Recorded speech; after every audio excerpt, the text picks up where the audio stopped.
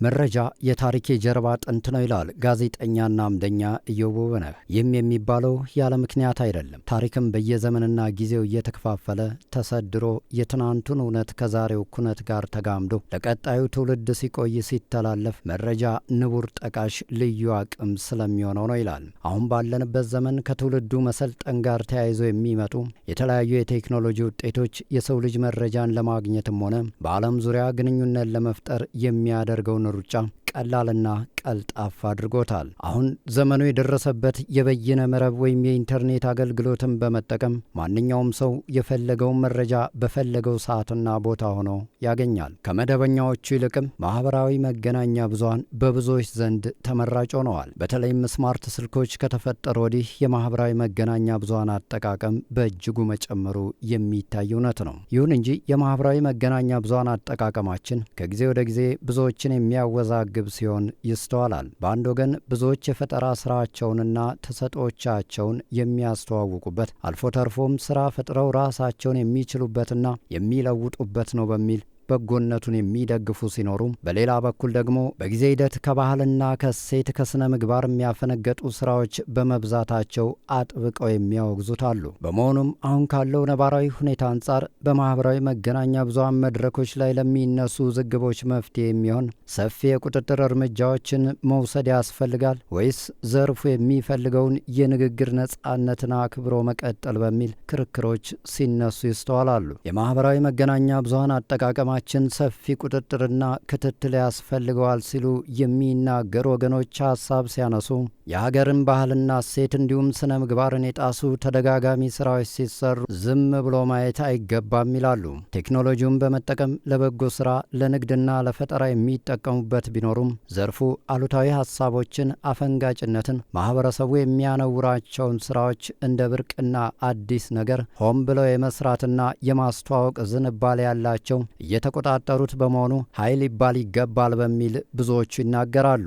ሀገርን ይረከባሉ፣ ኃላፊነትን ይቀበላሉ የሚባሉ ወጣቶችንም እያባከነ እንደሆነ ይገልጻሉ። ማህበራዊ ሚዲያው በየሰከንዱና በየደቂቃው የሚያጋራቸው በሚሊዮንና በቢሊዮን የሚቆጠሩ ቁጥጥር አልባ ሀሳቦችና መረጃዎች ምክንያት ትውልዱ ሁሉን ለወቀው ሌው በሚል ፍላጎቱ የተነሳ ላልተፈለገ ጭንቀትና ህመም እየተዳረገ ስለመሆኑ የጤና ባለሙያዎችም የሚናገሩት የየዕለት ጉዳይ ከሆነ ሰነባበተ።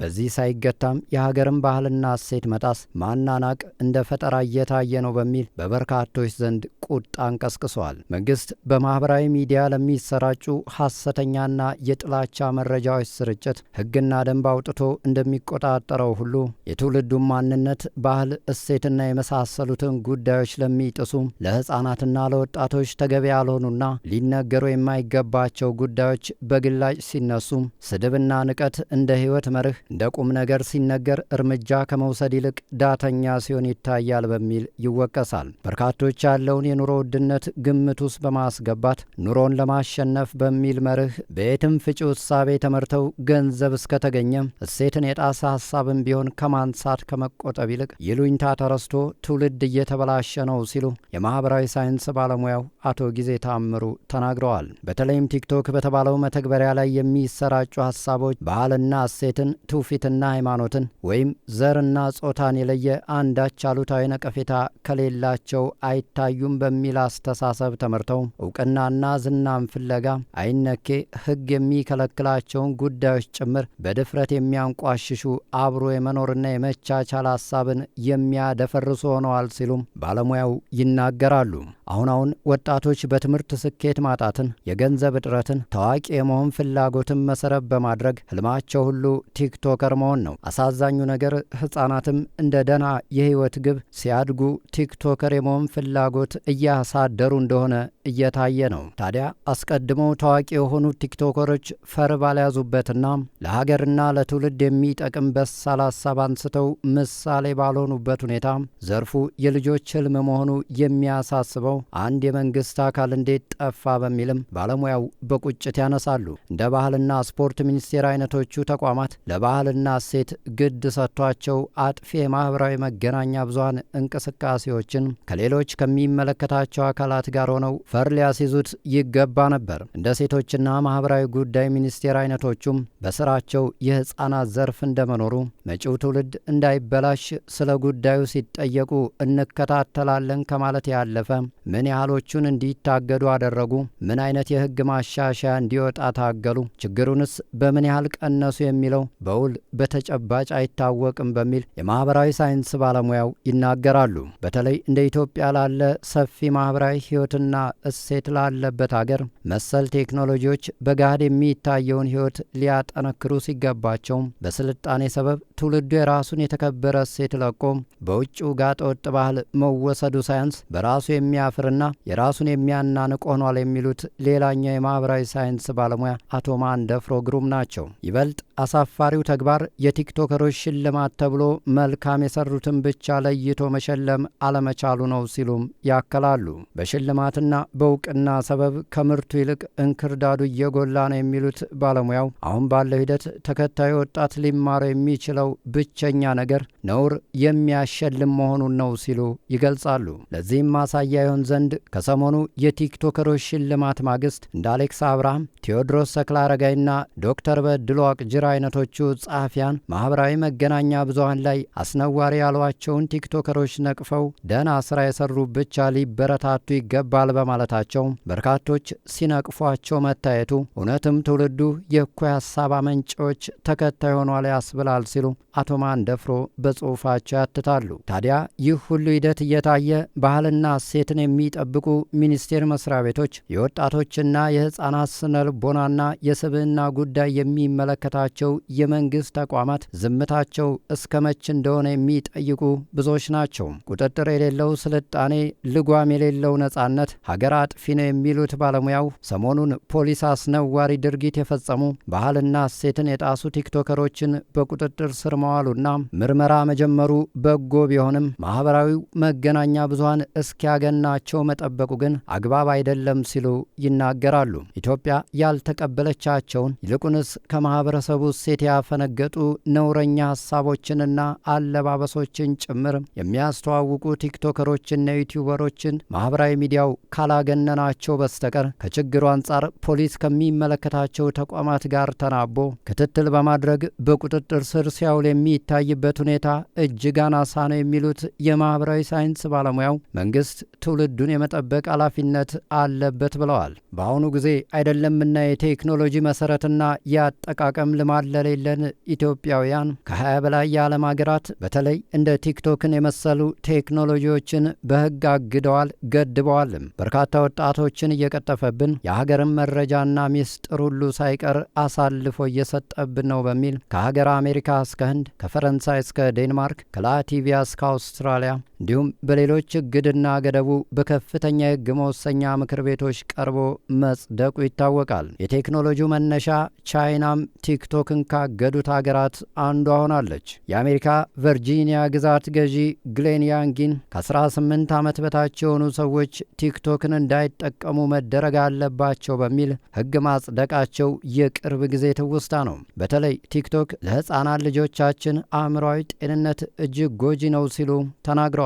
በጎረቤት ሀገር ኬንያና ሶማሊያ እንዲሁም በምዕራብ አፍሪካ ናይጄሪያ ቲክቶክ ላይ የሚወጡ ቪዲዮዎች ቁጥጥር እንዲደረግባቸው ሀገራቱ ከኩባንያው ጋር ስምምነት ፈጽመዋል። በኢትዮጵያ ግን እንዲህ ያለው ገዳና ቁጥጥር ባለመኖሩ አሁንም ከወጣቶች ወርዶ ገና የ5 የ6 እና የ7 ዓመት ህጻናት ጭምር ጨዋታና ትምህርታቸውን ትተው ቲክቶክ ላይ እንዲደቀኑ መሆናቸው ይነገራል። ጥቂት የማይባሉ ቤተሰቦችም ልጆችን ከማህበራዊ መገናኛ ብዙሃን ሱሰኛነት ከመቆጣጠር ይልቅ እንደ ስልጣኔ በመቁጠር የልጆቹን ድርጊት እየቀረጹ ሲለቁ ልጆቹም ከቤተሰብ ጋር ያላቸው ማህበራዊ ቁርኝት ሲቀዘቅዝ ዝም ብለው እየተመለከቱ ነው በሚል ብዙዎች በዚህ በኩል ያሉት የቁጥጥሩን አስፈላጊነት ይገልጻሉ። ትውልዱን በስልጣኔ ሰበብ ልቅ ካደረግነው ሀገር አጥፊ ባህልና እሴቱን አፍራሽ ከመሆኑም ባሻገር ላለው የመንግስት ስርዓትም አስጊ ስለሚሆን የማህበራዊ መገናኛ ብዙሃን አጠቃቀማችን ቁጥጥር ገብ መሆን አለበት ሲሉ በዚህ በኩል ያሉት ወገኖች በአጽንኦት ይናገራሉ። የማህበራዊ ሚዲያ አጠቃቀማችን ነጻነቱን አክብሮ መቀጠል አለበት ሲሉ የሚናገሩት ወገኖች ደግሞ ሀሳብ ሲያነሱም ዘርፉ ለበርካታ ወጣቶችና ምሁራን ዋነኛ የሥራ መስክ ሆኗልም ይላሉ።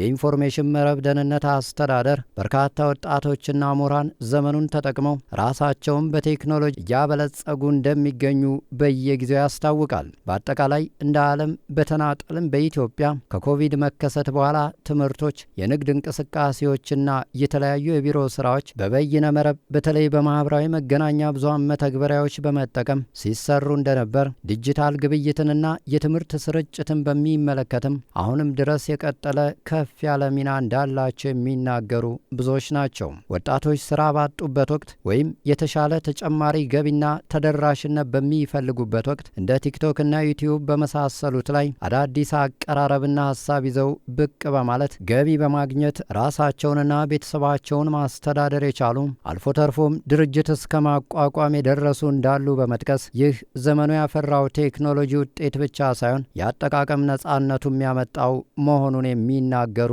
በርካቶች ናቸው። ማህበራዊ መገናኛ ብዙሃን ለግለሰቦችና ለወጣቶች ለምሁራንና ለሰራተኞች ብቻ ሳይሆን ከግል እስከ መንግስት ተቋማት ሁሉ ሳይቀር የመረጃ ምንጫቸውና ቋታቸው ነው በማገልገል ላይ ይገኛል የሚሉት በዚህ በኩል ያሉት ሲቀጥሉ ነጻነቱን ጠብቆ መዝለቁ በመደበኛው መገናኛ ብዙሃን እድል ያላገኙ እድል እንዲያገኙ፣ ንግድና የፈጠራ ስራዎቻቸውን እንዲያስተዋውቁ ያስችላቸዋል ይላሉ። አሁን ላይ ዘርፉ ከጽሁፍ እስከ ምስል አልፎ ተርፎም እስከ ቪዲዮ ድረስ የሚጋራበትና የሚሰራጭበት እንደመሆኑ በርካቶች በቴሌቪዥን እና በሬዲዮ ከፍለው ማቅረብ የማይችሉትን የሥራ እንቅስቃሴያቸውን በማጋራት በቀላሉና በነጻ በማህበራዊ ሚዲያ እንዲሰሩ አስችሏቸዋል ይባላል። ይህም እድል የተፈጠረው ቴክኖሎጂው ይዞት የቀረበውን ነጻ አቀራረብ ተንተርሶ በነጻነት ስለሚሰራበት ነው በማለት ዘርፉ የፈጠረውን ነጻነት ጠብቆ መዝለቅ ጠቃሚ ስለመሆኑ የማህበራዊ ሳይንስ ባለሙያው አቶ ጌታሁን አለበል ይናገራሉ። የሥራ መረጃዎችን፣ አገልግሎቶችንና አስፈላጊ መረጃዎችን በማህበራዊ መገናኛ ብዙሃን በማጋራት መንግስትም በቴክኖሎጂው ተጠቃሚ መሆን ከመቻሉም ባሻገር ትውልዱ ማህበራዊ ሚዲያው ባመጣው ዕድል የተነሳ በርካታ የሥራ ሐሳብ ፈጠራዎችንም እንዲያመነጭ በር የከፈተ መሆኑን ብዙዎቹ እንደ መልካም ተስፋ ይጠቅሱታል። አሁን የሚሰሙት ውዝግቦች የተፈጠሩት በዘርፉ ቁጥጥር ባለመደረጉ ሳይሆን ተከታይ ማህበረሰቡ አሉታዊዎቹን ብቻ የሚያጋን በመሆኑ የተፈጠረ ነውና የተሰማሩት ሰዎች ነጻነት ያስፈልጋቸዋል ይላሉ።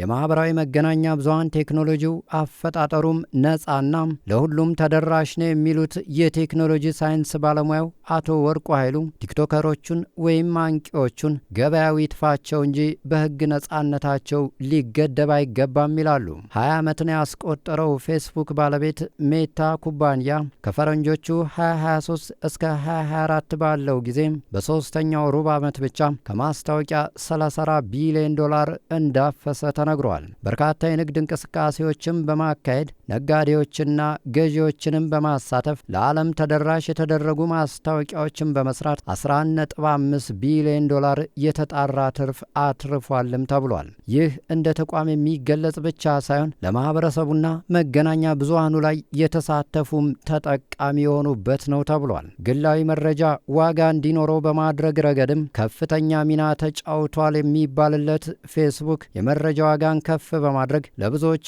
ሌላ ተጨማሪ ማህበራዊ እሴትን ፈጥሯል ሲሉም ብዙዎች ይናገራሉ። እንደ ቲክቶክ ያሉት ደግሞ ረብጣ ትሪሊየን ብሮችን ለሀገራት የሚያስገኙ ማህበራዊ መገናኛ ብዙሃን መሆናቸውን የበርካታ ሀገራት መረጃዎች ያመላክታሉ። እንደ ፌስቡክ ያሉት ቴክኖሎጂዎች በፖለቲካው መድረክም አይነተኛ አዎንታዊ ሚና እንደነበራቸውም በርካቶች በመረጃ አስደግፈው ይሞግታሉ።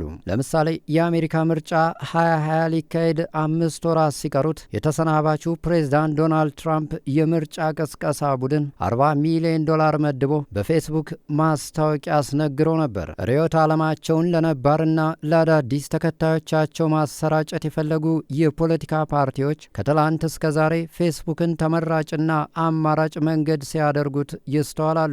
በበርካታ የአረብ ሀገራት ተቀስቅሶ የመንግስታት ለውጥና በአንዳንዶቹም የእርስ በርስ ጦርነትን የቀሰቀሰው የአረቡ ዓለም አብዮት ተቃውሞን ለማስተባበር እንዲሁም ወቅታዊ ዜና ለማሰራጨት ፌስቡክና ትዊተር ትልቅ ሚና መጫወት መጫወታቸውም ሲነገር ቆይቷል። በኢትዮጵያም በርካታ የበጎ ስራ እንቅስቃሴዎች፣ ትምህርታዊና ታሪካዊ ጉዞዎች፣ ልዩ ልዩ ማስታወቂያዎችን ለመንገርና ደንበኞችን ለመድረስ በጥቅሉ በአሁኑ ሰዓት ከመደበኛው መገናኛ ብዙሃን ይልቅ ቲክቶክ፣ ፌስቡክ፣ ቴሌግራም እና ዩቲዩብ የመሳሰሉት ከመንግስት እስከ ግል ድርጅቶች ታማኝ መድረኮች ሆነዋል በማለት ማህበራዊ ሚዲያው ከተገመተውም በላይ እንደ ሀገርና እንደ ትውልድ እድል ይዞ መምጣቱን የሚጠቅሱ ብዙዎች ናቸው። ቴክኖሎጂዎቹ በራሳቸው የደህንነት ፖሊሲዎች ያሏቸው በመሆኑ ከዛ ያለፈ ነጻነትን የሚገድብ ቁጥጥር ማድረግ ጎጂ ነውም ሲሉ ብዙዎች ይናገራሉ። እንቆጣጠረው ቢባል እንኳን በየቀኑ የሚመነጨውን ትልቅ የማህበራዊ ሚዲያ ይዘት መጠን በብቃት ለመቆጣጠር አስቸጋሪ ነው የሚሉት የቴክኖሎጂ ባለሙያው አቶ ወርቁ ዘርፉን ሳንሱር ማድረግም አይፈቀድም ሲሉ ይገልጻሉ። ቲክቶክን በሚመለከት ከ170 ሚሊዮን በላይ አሜሪካውያን የመናገር ነጻነትን አግኝተውበታል በሚል ባለፈው ዓመት አንድ የቻይና ኩባንያ መግለጹ በስፋት ሲነገር ነበር። በዚህም ዲሞክራሲ ያለባቸው በሚባሉ ሀገራት እንኳን ማህበራዊ መገናኛ ብዙሃኑ ከስራ ፈጠራ ዕድልና ተስፋነቱን ባሻገር ለትውልዱ ተጨማሪ ሀሳብ መተንፈሻ መድረክ መሆኑንም ብዙዎቹ በአዎንታዊነት ይጠቅሱታል። እንደ ሀገር ዘርፉ በፈጠረው ተጽዕኖ ምክንያት ቴክኖሎጂዎቹን በማበልጸግና በማስተሳሰር ስራዎቻቸውን የሚያስተዋውቁበት ሁነኛ መሳሪያ ሆኗል። በተለያየ ጊዜ ለሚከሰቱ በርካታ ሰው ሰራሽና ተፈጥሯዊ አደጋዎች በቀላሉ መረጃ በማሰራጨት ማህበራዊ መገናኛ ብዙሃን እንደ ሚዲያ ትልቅ አስተዋጽኦ ነበረው ይባላል። በተጨማሪም ቴክኖሎጂ ይዞት የመጣውን እድል በአግባቡ ተጠቅመው የውጭም ሆነ የሀገር ውስጥ የትምህርት እድል አግኝተው በኦንላይንም ተምረው የግልና የቤተሰብ ህይወታቸውን የቀየሩ በርካቶች ናቸው። ለመታወቅ ዓመታትን ፈጅተው የማያገኙትን እድል ከየትኛውም የኢትዮጵያ ጫፍ ተነስተው በቲክቶክና በፌስቡክ አማካኝነት ታውቀው ተሰጧቸውን በመጠቀም የሀገር አለኝታ የሆነ ስራ ያበረከቱም ብዙዎች ናቸውና በጥቅሉ ማህበራዊ መገናኛ ብዙሃኑ ይዘውት የመጡትን እድል በአግባቡ እንደ ሀገርም እንደ ግለሰብም ለመጠቀም ነጻነቱን ለበጎ ተግባር መጠቀም ያስፈልጋል ሲሉ በዚህ በኩል ያሉት ይደመድማሉ። ውድ አድማጮቻችን የማህበራዊ ሚዲያ አጠቃቀማችን ሰፊ ቁጥጥርና ክትትል ያስፈልገዋል ወይስ የማህበራዊ ሚዲያ አጠቃቀማችን ነጻነቱን አክብሮ መቀጠል አለበት በሚል ርዕሰ ጉዳይ ያቀረብንላችሁ የዛሬው የግራና ቀኝ ሀሳብ መሰናዶ የተከታተላችሁትን ይመስላል። እናንተስ ምን ትላላችሁ? በያላችሁበት ተወያዩበት። ሳምንት በሌላ የግራና ቀኝ ሀሳብ መሰናዶ እስክንገናኝ ቸርን ሰንብት።